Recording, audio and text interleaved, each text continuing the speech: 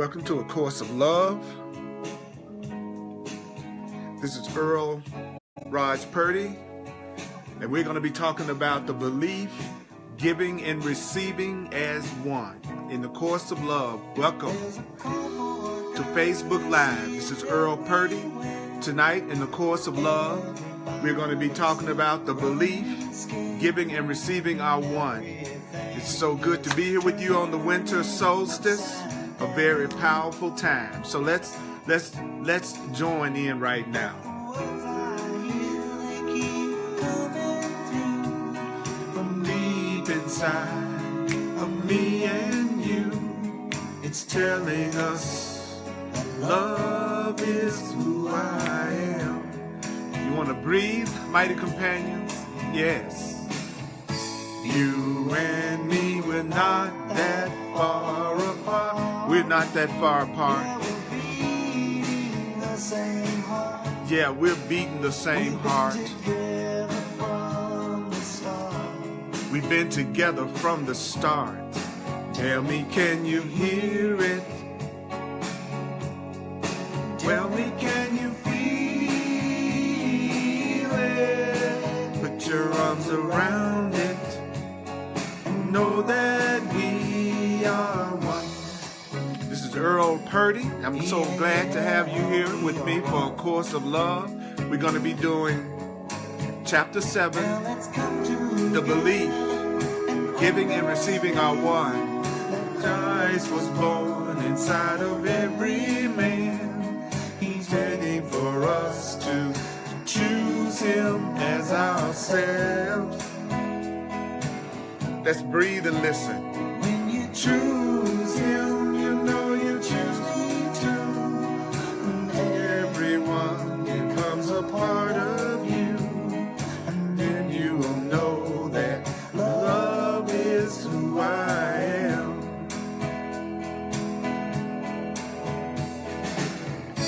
You and me, we're not that far apart. Yeah, we're the same heart. We've been together from the start. Tell me, can you hear it? Can you hear it? Tell me, can you feel it? Get your arms around it and know that we are one. We are one. Feels so good. Yeah, we are one. Oh, we are one. We are one. This is Earl Purdy. I want to welcome you to A Course of Love. Remember, you don't have to believe it, accept it, or welcome it. Some of it will be hard to believe, and some of it will be quite startling. But you're not asked to judge or analyze the ideas at all. It's the use of the ideas. It's using the ideas that will give the ideas meaning to you and will show you that the ideas are true. You have to use it to see that it's true. And remember, you and me, we're not that far apart. You're repeating the same heart. We've been together from the start. Since the beginning, you and me. Tell me, can you hear it? Can you hear what I'm saying? Tell me, can you feel? Can you feel what I'm saying? Arms around it. Know that we are one. Know that you and I are one. You and I are one. Know that you and I are one. Yeah, we are one. We are joined. Oh, we are one. Can you feel it? I feel it. I am you. I am you. And you are me. And you are me.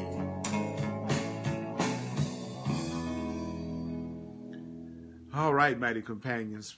That was Brother John Christmas at johnChristmas.com. And you can get that music there. It feels good. It feels good to be with you tonight, today, whenever you happen to be watching this. And please don't forget we are live, so you can share the video, like the video, make comments with each other, communicate with me. I'm also watching the comments. And I really, really want you to remember that it's about the heart. That it's about the heart. So right now, what I would like to invite you to do, I would love for you to do this for me right now. What I would love for you to do for me right now is go over to where you share, where it says share right next to the comments, and share this video on your timeline. Share this video. Take a moment, less than a minute, to share this video. If we feel like this is so good, then let's be willing to extend it and share it out to more of our brothers and sisters. I need your help to do that. So I would appreciate it if you would share the video right now. It wouldn't take you but 10 seconds to do it. And we're going to be in the course of love, and we're going to be talking about chapter 7 on page 255. It's in the second treatise, a treatise on the nature of unity. We're going to talk about a very powerful subject tonight. Thank you, Kim. Thank you for sharing. Thank you for sharing. All of you that shared. And it's time for us to get the loving message out. And we're the light workers who must do it. And we can take advantage of this incredible platform called Facebook to get the course of love and the truth teachings out into our world. So taking the moment to share the video really helps that happen. Chapter 7, the belief given and receiving as one, page 255 on the winter solstice. So we are doing this almost like it's a ritual tonight to welcome in the solstice. We're in the last week of the year almost, and 2017 was an incredible year. And I have the feeling that 2018 is going to be off the chain. So it says in paragraph 1, chapter 7, it says, we have talked much in this course of your desire to be independent. We've talked a lot about your desire to be independent without looking at the condition of dependency that you consider its opposite. So what is the course of love telling us? That we've been talking a lot about independence. Now, tonight, we're going to talk about our sense of dependency and how we feel about dependency. To be independent, do you know that to be independent, he says you feel as if you must rely only on yourself. That's one of my favorite ego beliefs. One of the favorite beliefs of my false self, my separated self, is that I have grown up, and when I was young, I really believed, because of the conditions that I grew up in, that it was very, very, very, very, very ridiculously important that I rely only on myself. And because that was such a big part of my conditioning, overcoming that idea that I need to just rely on myself and nobody else has been a very strong programming in my ego that I know that I am having to get past and that I'm needing to go beyond. And it says, so the connotation of reliance on others, which is what we call dependence, relying on someone else. Don't some of you have the same issue too, that you really want to be completely independent and that you don't want to feel like you have to rely on anybody else for anything? Well, that whole idea of dependence, the idea of dependence has taken on a negative meaning.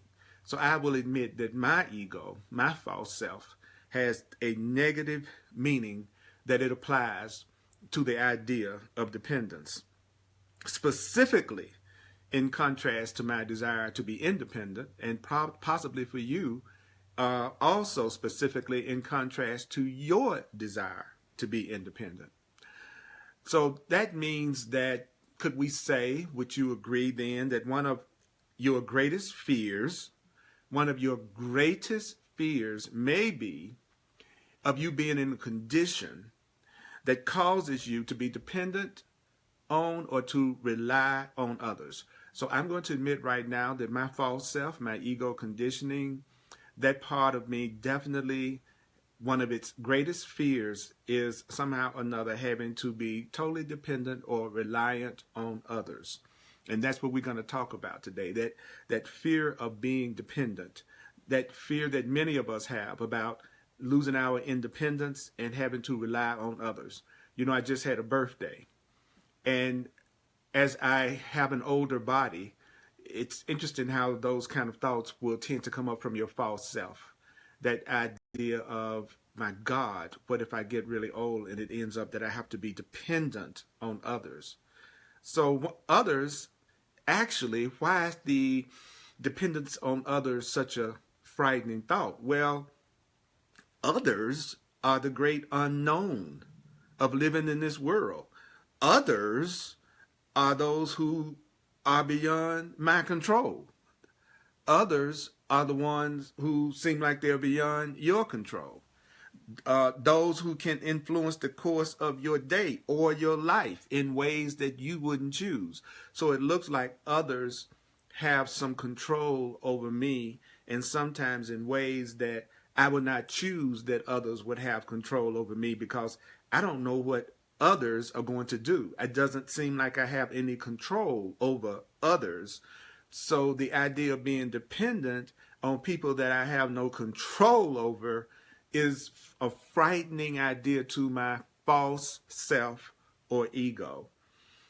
And I'm going to also admit that, along with what the Course of Love is teaching me right now. So that's why sometimes, in order to allow oneself to even get in a special relationship or partnership with anyone, there's a part of you that may want to control them.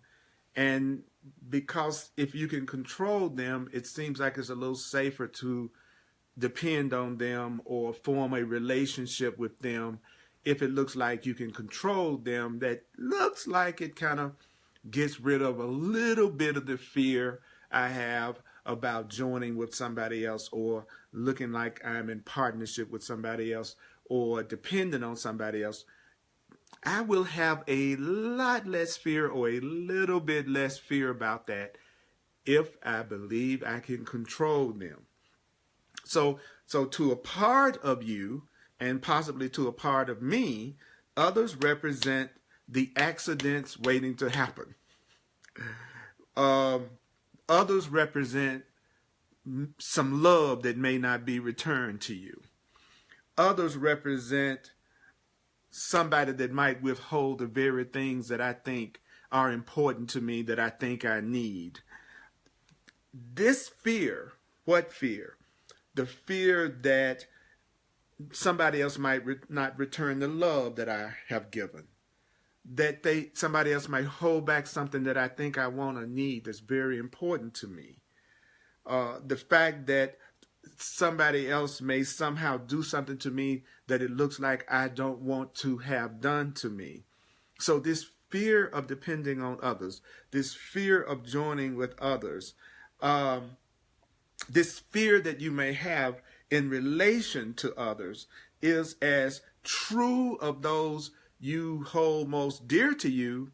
This fear of dependency is just as obvious to me with people that I feel like I'm close to as the people that I think of as being strangers.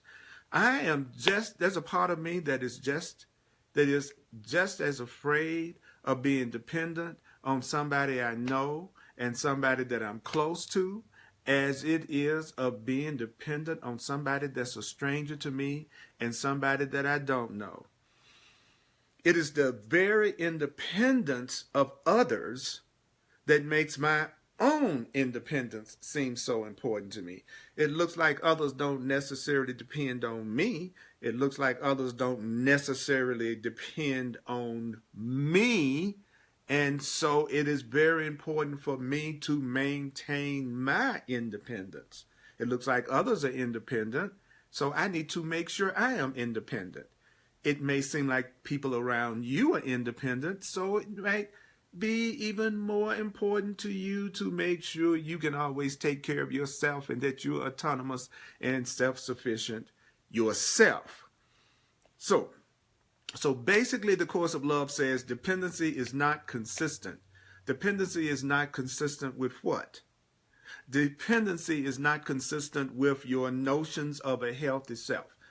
I believe that a healthy self is a self that don't need nobody. I believe that there's a part of me that believes that being healthy means I don't have to depend on anybody else for anything. That is very prevalent in me, in that part of me, and it also seems to be very prevalent in our culture, in our nation, in the world, and among any of us that believe that we are separate. Is that part of that belief that we're separate is also joined with that belief that we need to be independent and not depend on anybody else. And that there's a part of us that's afraid to depend on people we know. And there's a part of us that's afraid to depend on strangers because we don't have any control over them. So we don't always know what they're going to do. And so that makes us afraid to depend on others or to even join sometimes and partner with others unless we can control them. And that's why I believe control issues come up so much in relationships. So what is the alternative to this fear of dependency? What is the alternative to this? A Course of Love says in chapter 7, paragraph 3, ta-da! The alternative is believing in giving and receiving as one. So the alternative to dependency and fear of dependency is the belief that giving and receiving are one. So what the heck does that mean? Well, let's go deeper. Let's go deeper. That's right, Sophia. A healthy self needs everybody and them all equally. That is true. That's true, CJ. Dependency is not consistent with my ego beliefs that a healthy being is an island of self-sustained delusion.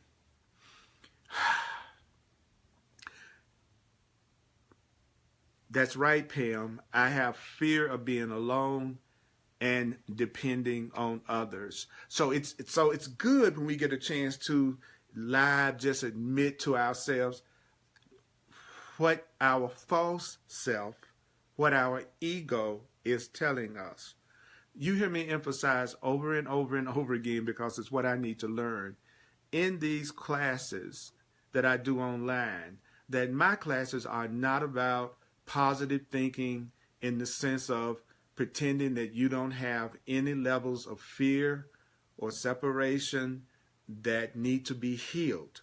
It's not about sweeping your fearful thoughts under the rug, pretending that you are so enlightened that you don't have any of these, yet you're surrounded by things in your perception that reflect some form of fear or separation back at you. The best way to be safe in what appears to be the world of separation is to admit to yourself that what you are perceiving is in your own mind. Everything you are perceiving, the way you are perceiving it, how you are perceiving it, is in your own mind. So what you are perceiving is always getting you in touch with your subconscious, unconscious, or maybe even conscious ideas and beliefs that you have about yourself. So it's no way that I'm going to sit up here and say, I have no fear at all about dependency, yet I'm surrounded by people who have fears about being dependent and also doing everything in their power to be autonomous and self-sufficient. You cannot be surrounded by something that is not in your own mind.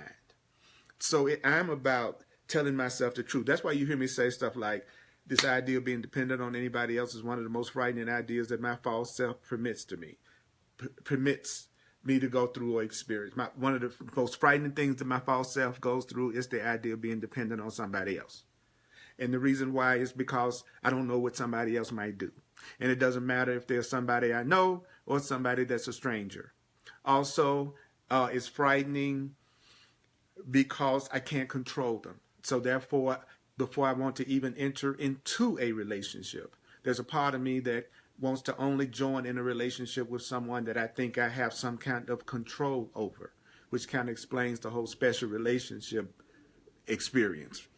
So first, let us replace your idea of others with the idea of relationship that has been so often defined and repeated within this course of love. So we're going to replace the idea of others, and wherever we see the idea of others, or whenever we see the idea of another person, we're going to substitute the term relationship. Okay? So wherever you're tempted to say others, say the word relationship.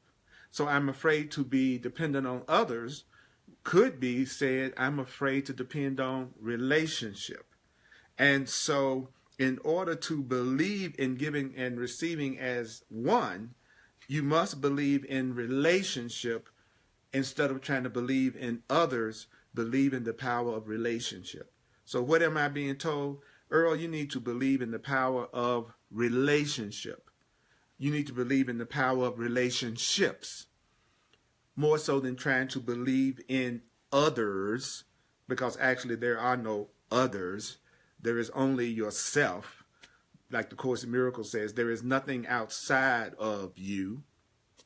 So what are we going to do? We're going to believe in relationship rather than believing in others. Those you would view as others, that's another term for those who I would view as being separate from me. So anybody that I see as an other is someone that I see as separate from me. Those I would view as being in relationship with me are the people that I tend not to see as separate from me. So just the idea of saying that I'm in a relationship with you is also me saying at some level, I don't believe I'm separate from you. That's why I'm in relationship with you, because I don't believe I'm different from you ultimately.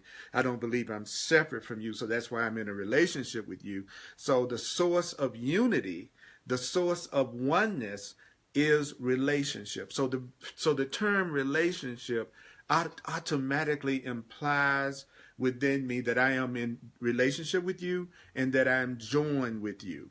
So that you exist in relationship with all is a belief that you must now incorporate in your living and in your life. So what is the most important belief that we can incorporate right now? Is that we are in relationship with each other. Because seeing ourselves as being in relationship with each other automatically reminds us that we are joined with each other. Further, what is it that you must remember? You must remember, and this is a biggie, that relationship is based on trust. Relationship is based on trust. So relationship is trust. Relationship is based on trust. So if I don't have trust, I don't really have a relationship, is what I'm hearing. What are you hearing? Well, I'm hearing if there is no trust, there is no real relationship. There is no real relationship without trust. Love is trust. Trust is love. So do you know that one of the tests that you can give yourself is, if I love this person, I trust this person. If I'm not trusting, I'm not loving. If I'm not loving, I'm not trusting, I'm not in a real relationship. So I'm not really in a real relationship with someone that I don't trust. So trust, love, and relationship are synonymous. Trust, love, and relationship and unity are synonymous. So if you are dependent, if you are supported by others with whom you share a trusting relationship, then where's the negativity at? If you're in a relationship with someone you trust, how can it be negative? If you are in a relationship with someone you trust, if you are in a trust-filled relationship, where could negativity be? Where could fear be? If you really trust me, how could you have a negative perception of me? How could you be afraid of me? If you trust me, how can you be afraid of me? So you know what that tells me? The people that I am afraid of are the people that I don't trust yet. Now, it doesn't mean that that person isn't trustworthy. It just means I'm not. What? Yeah, I'm projecting. I'm seeing them as being untrustworthy. So what my spiritual teaching teaches me is that it's a part of me that feels like I'm not trustworthy. So where is the cause of fear if you are trusting? What is the hidden source of your feelings of deprivation and lack? What is the hidden cause of your feelings of deprivation and lack? What is the hidden cause of your desire to control? What is it that's making you want to control everything and everybody? What is it that's making you feel distrust? What is it that's making you feel lack? What is it that's making you feel deprived, Earl? What is it that's making you feel afraid, Earl? What is it that's making you feel deprived, Earl? What is it that's making you feel lack, Earl? What is it that's making you want to control, Earl? What is it? It is my ego. It is your ego. It is the false self. It is the part of you that believes there is lack and deprivation and separation from God and love and fear. So this desire to control, this feeling of lack, this feeling of deprivation, this feeling of negativity is coming from what? The ego. Easing God out, easing good out. So why is it that I'm feeling this lack of safety? Why am I feeling this fear to open up? Because I'm not trusting. I'm not trusting. So what does that mean? It means that I am not really yet focusing on the idea that I am in a relationship with this person, that I am connected to this person and this situation. And what is it that's keeping me from believing that? It is my ego. So, the Course of Love says in paragraph 6, chapter 7, even now, the ego, which is the false self, will take every opportunity that arises to prove to you that independence is a better state, a far better state than that of independence. So, what is the ego trying to convince me of? That being independent is much better than being dependent.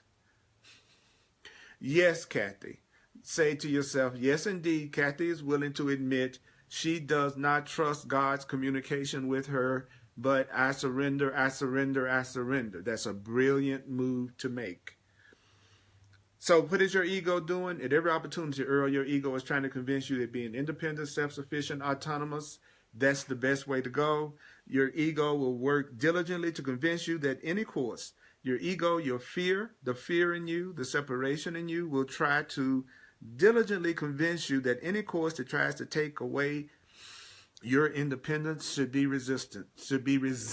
So what is my ego trying to convince me of? That this course of love that looks like it's trying to take away my independence by wanting me to be open to being dependent or in relationship with someone else, this is some dangerous stuff. Anything that's telling me to give up my independence, this is some dangerous stuff. This is something that needs to be resistant. That's what my fear is telling me. Do you know that as long as you continue to listen to your fear, as long as you continue to listen to your ego, you won't understand giving and receiving as one, which means you will not believe in giving and receiving. So you will not believe that giving and receiving are one.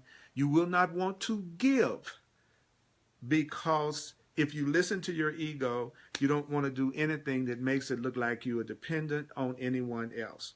So this is the most difficult belief of all to integrate into the living of your life, that you will receive what you're giving now. That giving and receiving are the same thing. That you're always receiving what you're giving. You're always receiving what you're giving. That giving and receiving are one. Giving and receiving in relationship are one. So it looks like anytime another person thwarts you, you would be tempted to believe that giving and receiving as one is not taking place.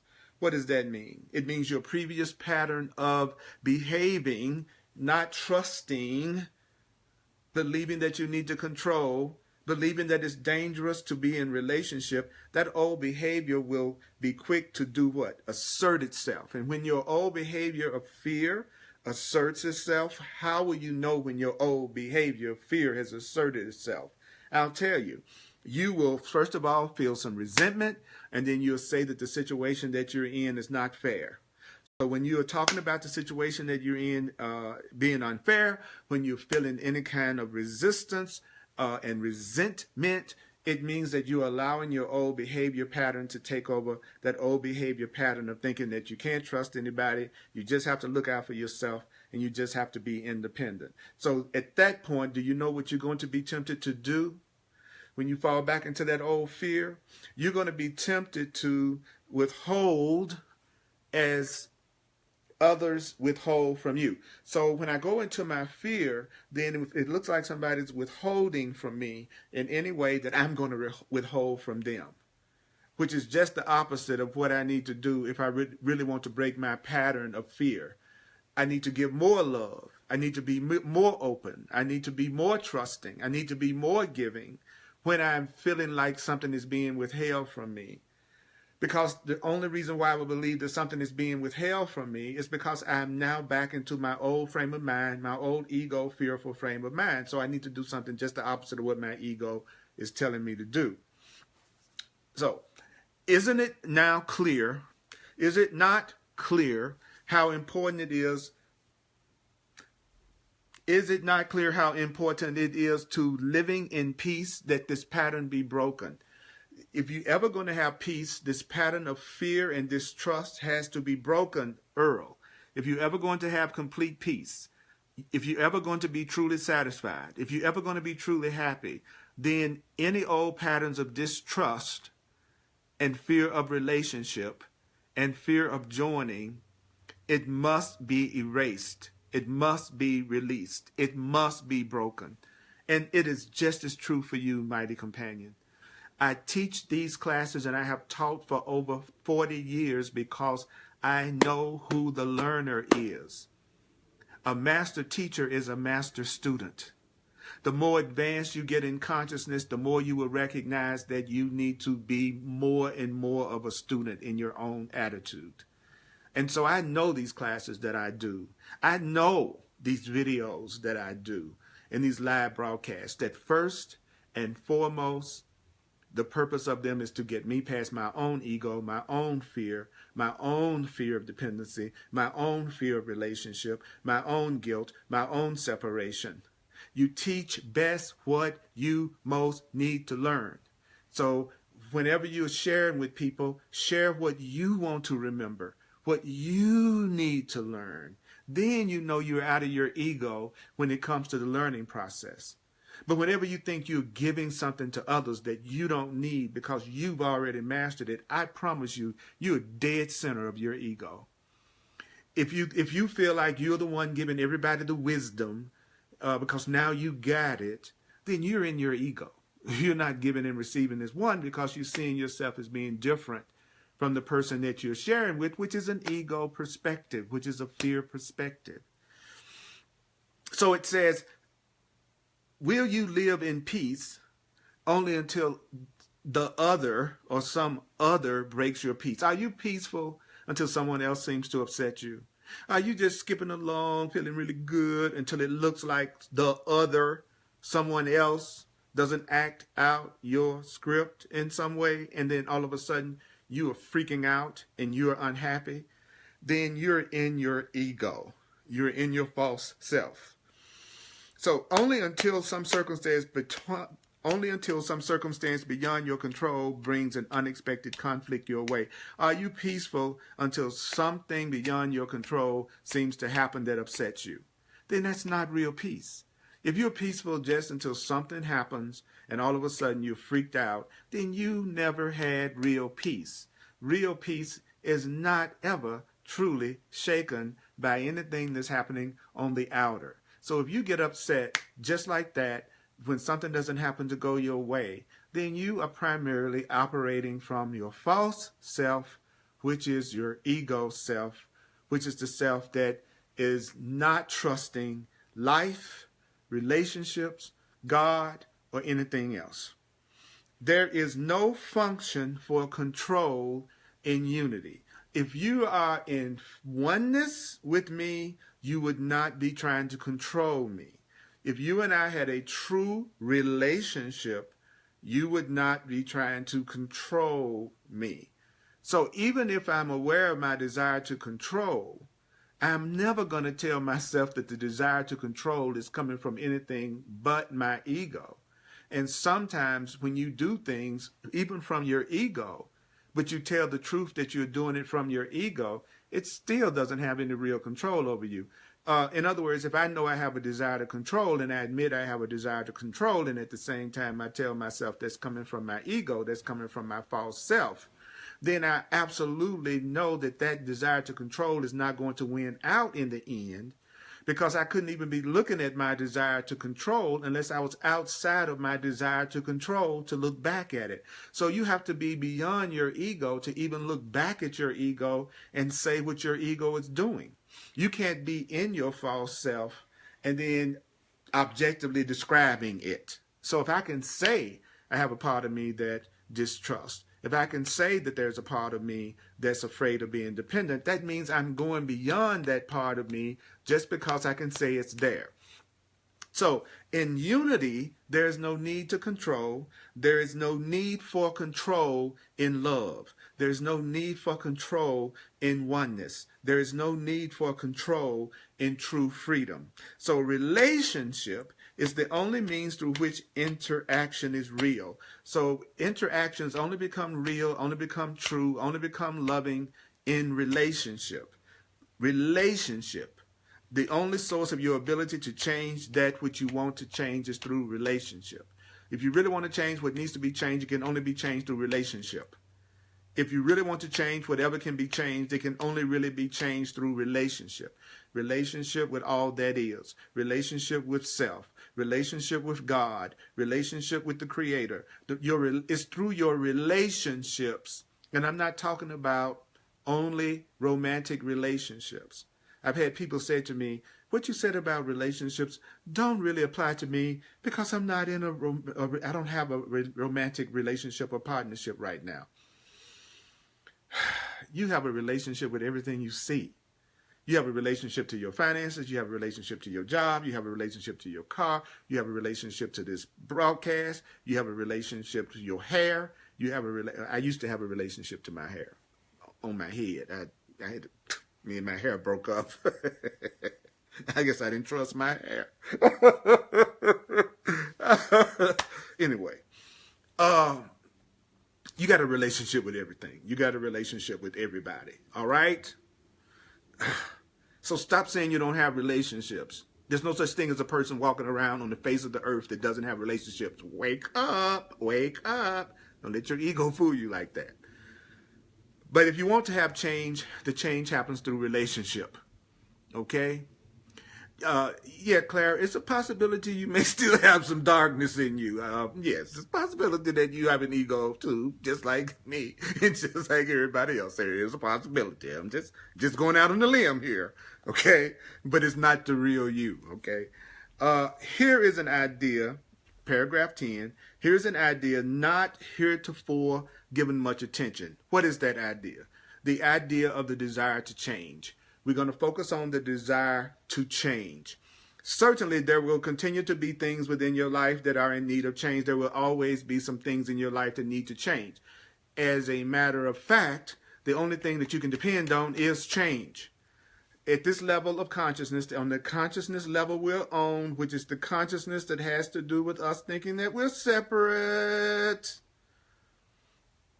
then it's very important for you to recognize that everything is going to change. You can depend on changing. That's right. Go ahead and brag. Some of you all are trusting your hair. That's right. You got a lot more of it. So that's okay. You can go off. Okay. Certainly there will continue to be things within your life that are in need of change. As was stated in the beginning of this treatise, this course has not called you to a static state of sameness. This course is not asking you to give up your uniqueness. This course is not asking you to give up your uniqueness. It's an acceptance of who you are that doesn't allow for change. So I'll say it again. This course has not called you to a static state of sameness and acceptance of who you are that doesn't allow for change. In other words, I'm not asking you at any level to give up your sense of being unique. But once you have become happier with who you are, when you become more satisfied with who you are, when you become more pleased with who you are, you will, if left unschooled, You would turn your attention to others. You would turn your attention to situations you would have be different than the situations are. As you become happier with yourself, you're going to want to be a change agent. As you become happier with who you are, do you know, do you know, do you know, do you know, do you realize, do you realize, do you know, as you become happier with yourself, you are going to want to be an agent of change. That means you will want to move into the world. That means you will want to be an active force within the world for good and change as you love yourself more, as you feel more peace with who you are. You will naturally want to be a change agent, which means you will naturally want to be an active force for change in the world. These goals are consistent with the teachings of this course, but what will prevent you from following the patterns of the old as you go out into the world with your desire to affect change, what's going to keep you from falling back into your old patterns as you go out into the world wanting to be a force for change, what's going to keep you from falling into your old patterns?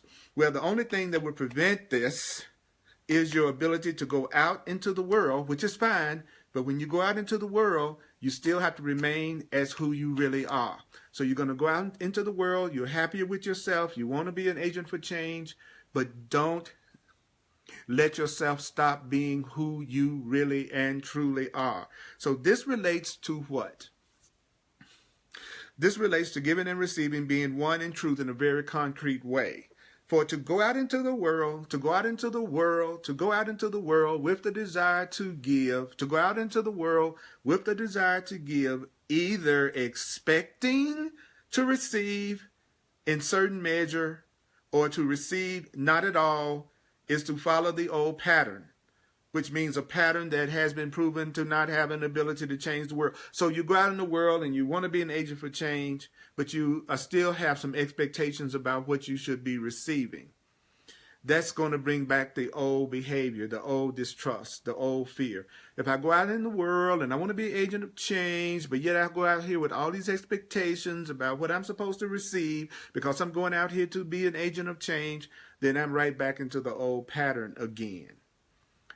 So in paragraph 12, chapter 7, in the course of love, we are saying to proceed into each relationship as who you truly are. That's how you bring everlasting change to each and every relationship and to everybody. Okay, so how do you bring change to every relationship you have? How do you bring change to everybody? You still continue to be your true self. In every relationship that you're in, you still have the same purpose. You have the same purpose to be an active force of giving and receiving as one, to be an active force for love and change. In every relationship, you're going to be true to who you are. Then in that situation, with that attitude, you will be someone who brings everlasting change to every relationship that you're in. See, the way that I see that is this way. My purpose is the same with everybody I'm with. There's nobody I'm with that my ultimate purpose is not the purpose of being a conduit and a channel for love, and a conduit and a channel for truth, and a conduit and a channel to learn that giving and receiving are one. That doesn't change. I don't care who I'm with. That means I'm not changing who I am in every relationship that I'm in, so therefore it makes it easier for me to be a true force for change because I haven't lost sight of who I really am. Again, I return you to the early teachings of A Course of Love. I return you to the early teachings of A Course of Love. Teachings concerning your desire to be good, teachings concerning your desire to be good, and teachings concerning your desire to do good. So I want you to listen to me very carefully, mighty companions. Listen very carefully. What I'm talking about is not about doing good works. I'm not talking about doing good works. I am not doing good and being good. I am not talking about doing good works. This is about being who you really are. It's not about behavior. I'm not talking about behavior. I'm not talking about doing whatever your version is of doing good and being good. Everybody has a different version about what it means to do good and be good. We're not talking about that. We're talking about you being who you are. You are the holy child of God. You are love. You are one. You are all that is. You are an extension of love. You are spirit. You are divine. You are free. Be that. Be that. I want you to see the truth rather than the illusions, the false ideas that are surrounding you. You cannot be, in other words, you can't be a good person in a bad world. You cannot be a good person in a bad world. I'm not talking about walking around saying, oh, I'm such a good person. I'm such a holy person. I'm such a spiritual person. And I'm just surrounded by all of these freaks. I'm surrounded by all of these awful beings, these unconscious beings, these beings that know nothing about love. I'm not talking about you being a good person in a bad world. You cannot affect change on the outside without having effected change on the inside. Nothing changes on the outside, Earl, until you change on the inside, Earl. Nothing is going to change on the outside until you change on the inside. Nothing is going to change on the outside until you change on the inside. Nothing changes on the outside until you change on the inside. Nothing will change on the outside until you have changed on the inside. You cannot be independent and still be of service. You are not being of service to anyone for real if you're seeing yourself as being independent, separate, autonomous, and self-sufficient. You're not really being of any real help to anyone. According to A Course of Love, you're not being of any help to anyone as long as you are seeing yourself as independent of everyone. In reality, you're not being of service to anyone. For as long as you believe in your independence, you're not going to accept your dependence on giving and receiving as one. You're not going to accept your dependence on all that is. You're not going to accept your dependence on all that is, and your dependence on God and your dependence on relationship as long as you think that you're independent. I love this book. I love what it's saying. It is hitting me home. It's hitting home with me so much this evening. I needed to hear all of this. You will not accept giving and receiving as one. You won't accept giving and receiving as one if you feel able only to give, or as if others have nothing you would receive. So if you think others have nothing to give you, you won't be accepting giving and receiving as one. If you think you're the only one giving, then you're being told that you also don't know what giving and receiving as one really means. So I can't look at it like I've got so much to give and you don't have something equally valuable to give. See, as a teacher, facilitator, student, I believe personally that what you have to give me is just as valuable as anything that I give you. Giving and receiving is one. Giving and receiving is one. I'm in a relationship with you. You are in a relationship with me. What you share, even if it's just you sharing your attention, that is still giving and receiving as one. I'm giving you my attention. You're giving me your attention. We are in relationship. I love you. You love me. I appreciate you. You appreciate me. You are every bit as valuable to my spiritual growth and my awakening as hopefully I am to yours. But I'm in my old pattern of unawareness if I believe I'm giving you something, but I'm not getting something of equal value. So what is this new attitude then? Well, this new attitude, this new attitude then includes accepting that you have needs. So the first thing you want to do is you want to accept that you have needs. that you are a being who exists in relationship. I'm a being that exists in relationship.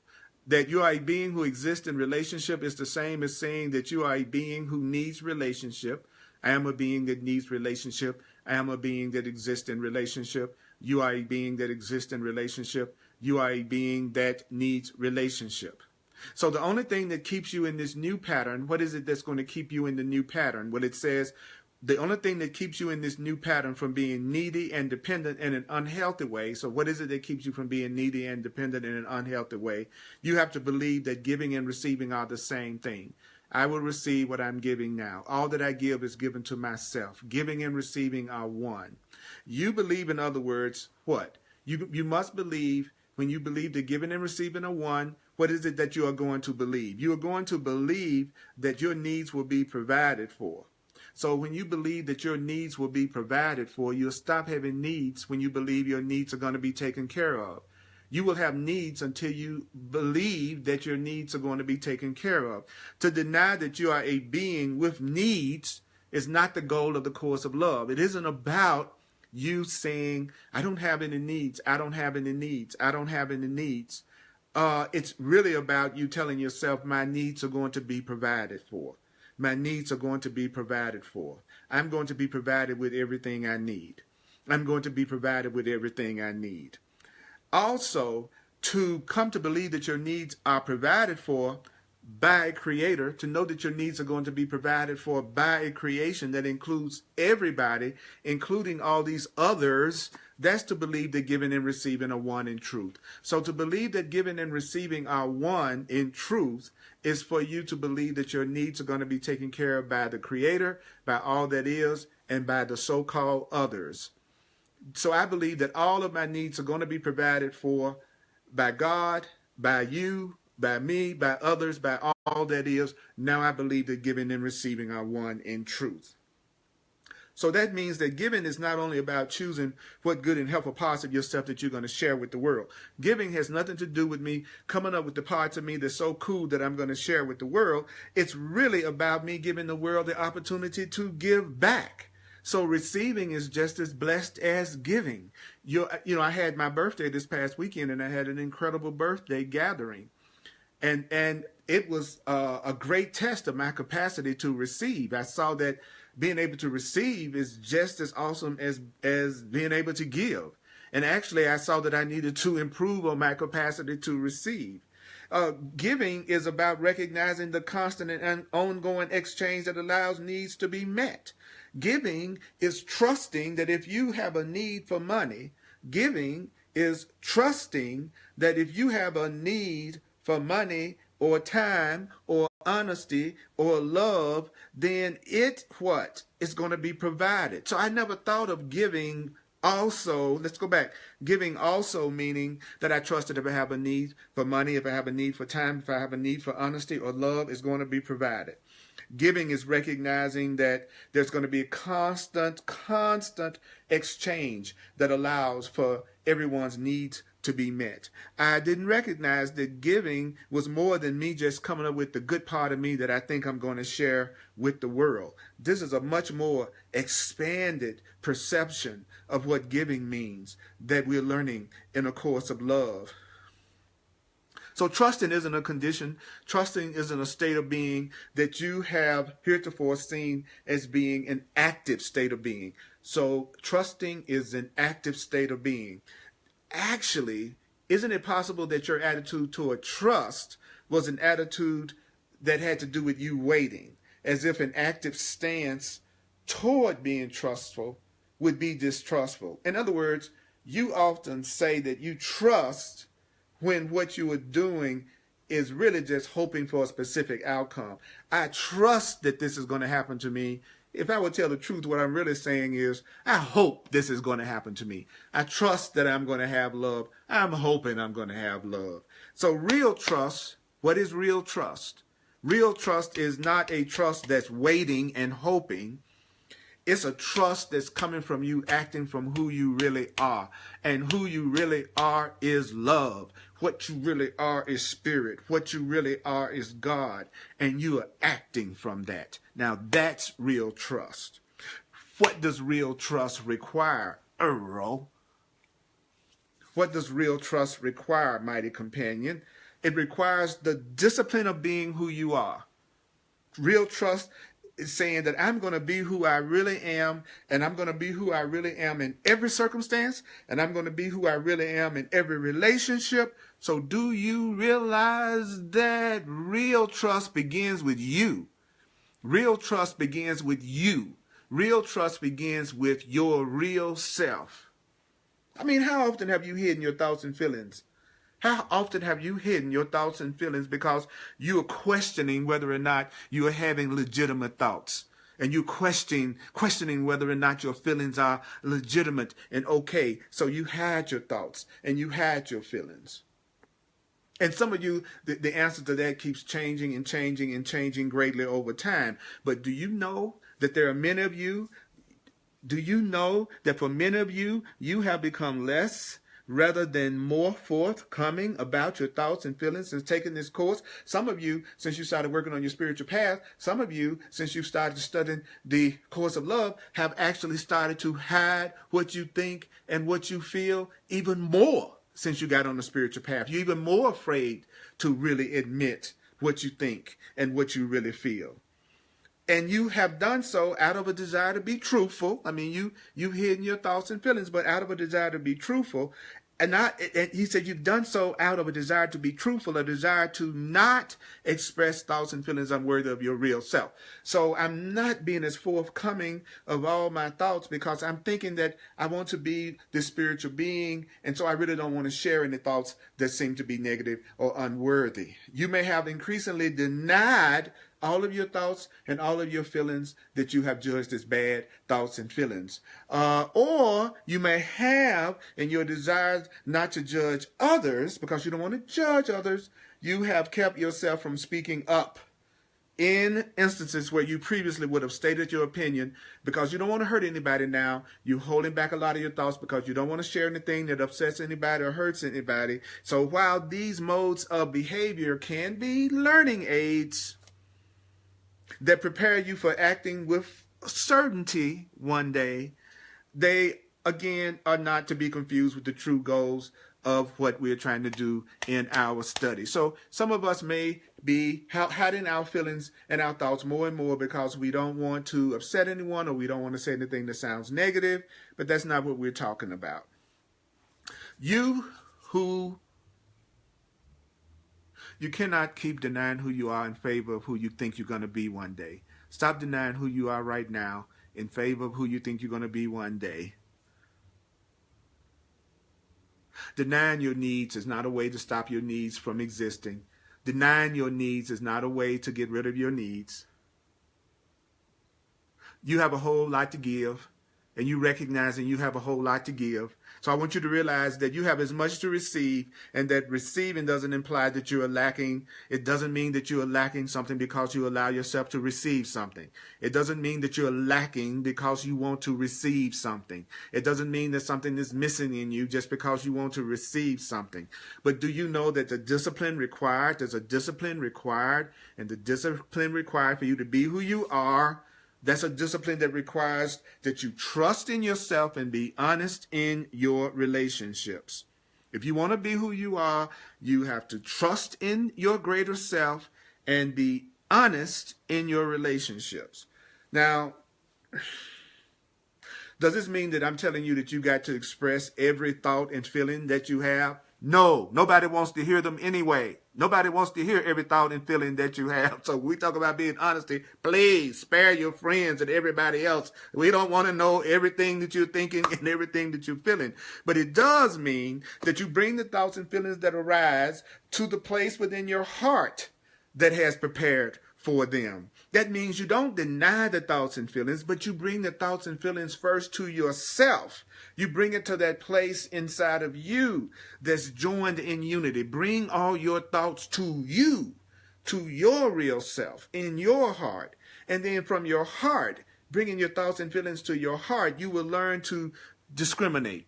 That means you're going to learn how to separate what's false from what's true, because your ego thoughts, your fear thoughts cannot live for a long time in your heart. Your ego thoughts cannot live and survive for a long time in your heart. And then the truth and the illusion in you will be separated.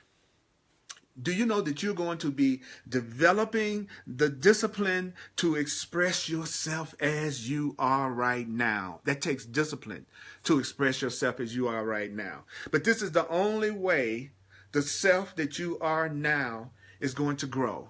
This is the only way that the self you are now is going to change. This is the only way the self you are now has of learning that giving and receiving are the same. Giving and receiving are one. This is the only means available to you right now to replace what? Your old patterns with your new patterns. So the recognition that giving and receiving occur as one. Giving and receiving occurs as one. We don't have that much more to go. Just hang in there with me a little bit longer. I want to finish this whole section. Because it's so important. The recognition that giving and receiving occur as one, that's a precondition. Recognizing that giving and receiving exist as one is a precondition for your recognition of the state of oneness. I will say it this way. Giving and receiving are the same. I like how the Course in Miracles puts it. All that I give is given to myself. Giving and receiving are one in truth. Giving and receiving are one in truth. I will receive what I'm giving now. Giving and receiving are one. That's what happens in a relationship. A relationship is giving and receiving as one. So you have to be aware that giving and receiving occur as one. And for the word receiving, you could use the word accepting. You could say giving and accepting are one.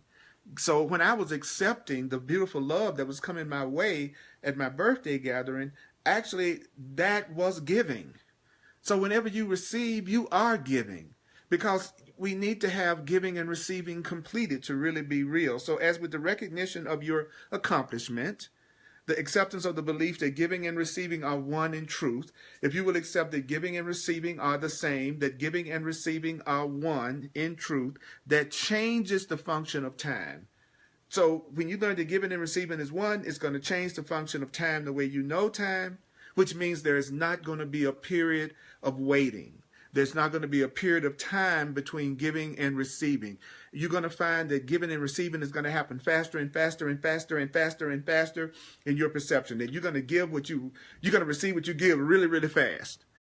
You know, if you give love, you're going to receive it instantly. If you give attack, it will look like you're receiving it instantly. As you begin to wake up in consciousness, there will be shorter and shorter and shorter appearances of time between when you give something and when you receive it. So there is not a time lapse between the recognition of needs, in other words, and the meeting of those needs. As you begin to wake up to the real relationship, that giving and receiving is one, that a relationship is now what you're going to trust in is relationship, then there's not going to be a big time lapse between the recognition that you have a need and that need being met.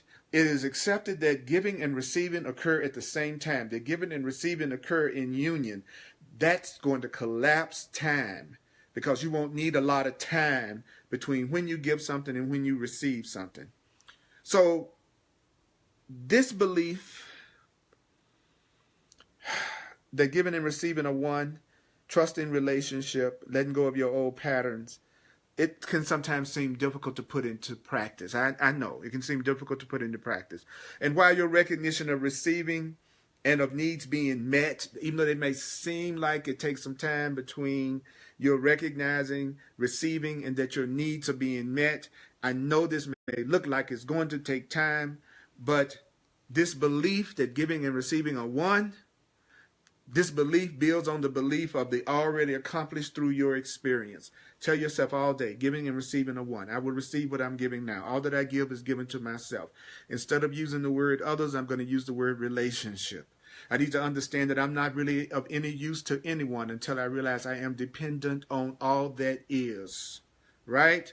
So as you experience giving and receiving being one in truth, then your belief in giving and receiving will become what we would call true conviction. You're going to be convinced that I will receive what I'm giving now, You'll be much more willing to give. You'll trust that you're going to receive. You'll know that any needs that you have are going to be met, and that there's nothing wrong with having a need because you know it's going to be met. So your ability to recognize giving and receiving as one, that's going to just become a simple, everyday aspect of your identity and who you are. You're just going to be a being that knows I will always receive what I'm giving now. All of my needs are going to be met. All of my needs are going to be met. All that is going to provide everything that I need. And that's just going to become an aspect of your identity. You won't have to worry about it. You will be doing it. And that's going to be accepted as your nature. And it's going to be accepted as who you are in truth. A being that gives and receives as one, which is off the hook, which is off the chain. So I'm going to do a quick review of what we've said. I want you to really take this in. I want to make an important announcement that after the first of the year, there will not be a Course of Love class. Next week, I'm completing the Course of Love phase. I've done it for a year now. And what I'm going to do starting the first Thursday in January of 2018 at the same time at 7 p.m., I'm going to do what I call hardcore Course in Miracles, which is not for the faint of heart. I've studied the Course in Miracles and taught the Course in Miracles for 37 years. And I'm going to bring all of that into the new hardcore Course in Miracles class that I'm going to do on Thursdays at 7 p.m. Mountain Time, starting in January. I think the first Thursday in January at 7 p.m. Mountain Time. And I'm also going to be broadcasting my live videos from my page, from my Facebook page called the Earl Purdy page. So you want to remember what I'm saying, the Earl Purdy page. So I'm going to be broadcasting from another location on Facebook. And I'm going to repeat that many times.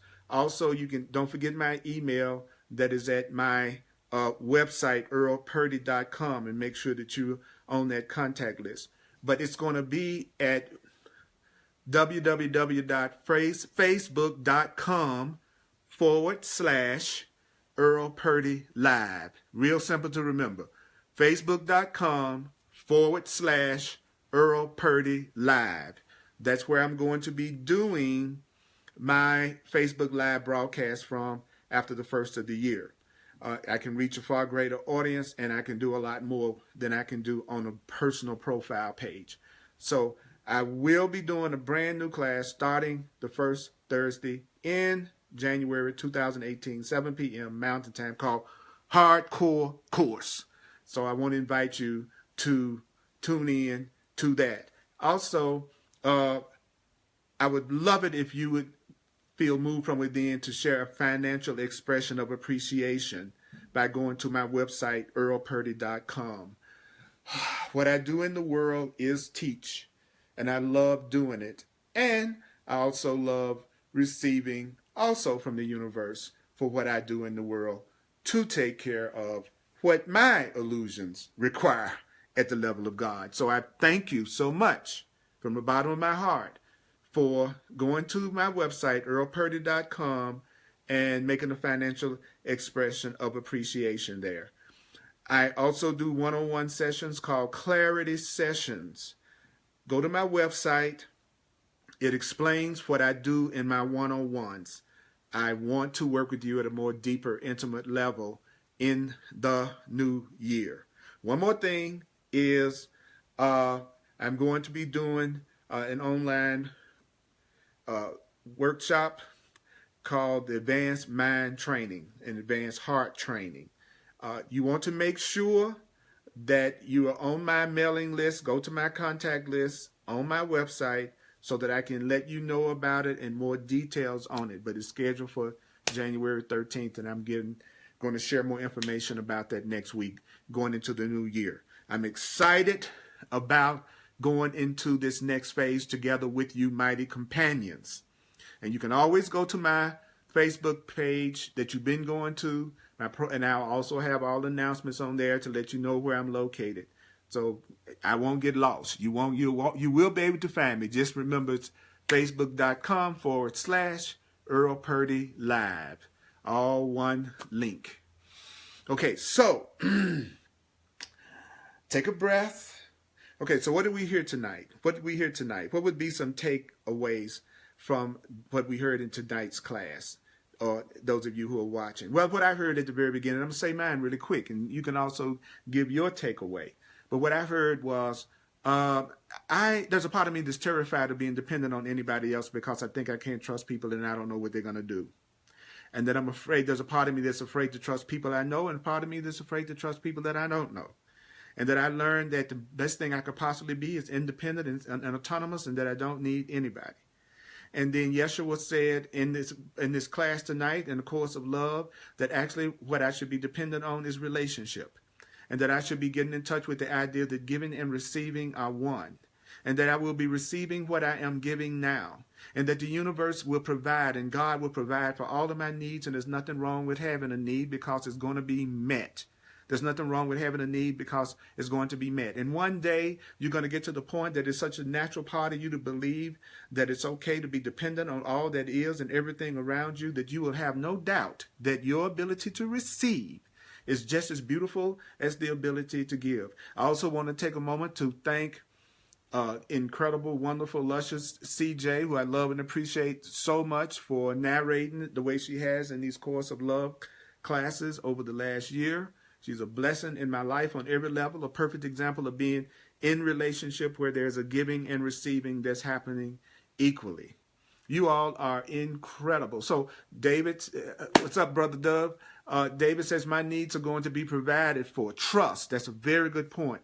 That you don't really love who you don't trust. And if there's no trust in the relationship, there's not really a relationship or any really giving and receiving there. So that's a good one.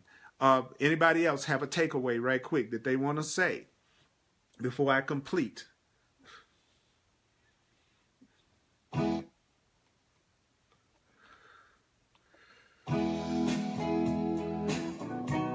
It's relationship is the way to move to the other level. So I want you to say this with me as we complete this course of love. I want you all to have the most awesome holiday New Year possible. Tell yourself this. All that I give is given to myself. Let's say it. All that I give is given to myself. Mighty companions, send out love to all your mighty companions. We're going to start next year more powerful than ever.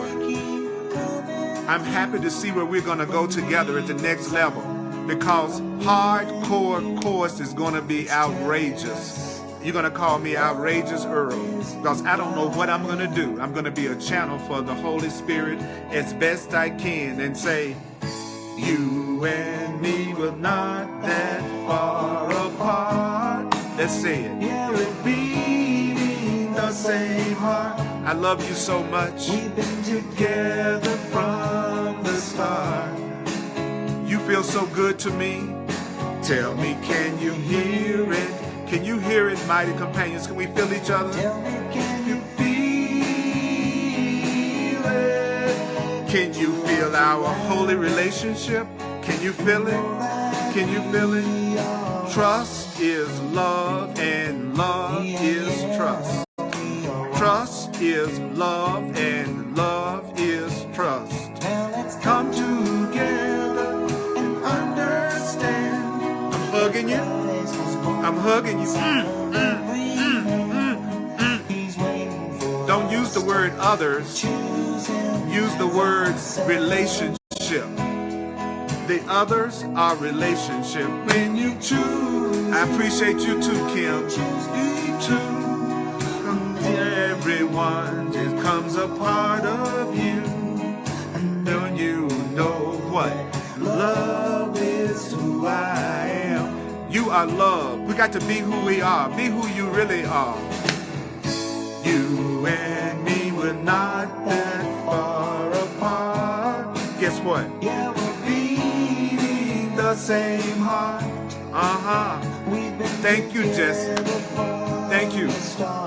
Love is trust. Trust is love. Latanya, remember, trust is love and love is trust. Trust is love, and love is trust. Trust is love, and love is trust. Don't use the word others. Use the word relationship. Don't use the word others. Trust in relationship. It's not about trusting in others. It's about trusting in relationship. I love you. I'm giving to you. I'm receiving from you. All that I give is given to myself. I only want to give you love. Be who you are in every situation. Don't compromise who you are in any situation going into this next year, in this new year. You be true to yourself.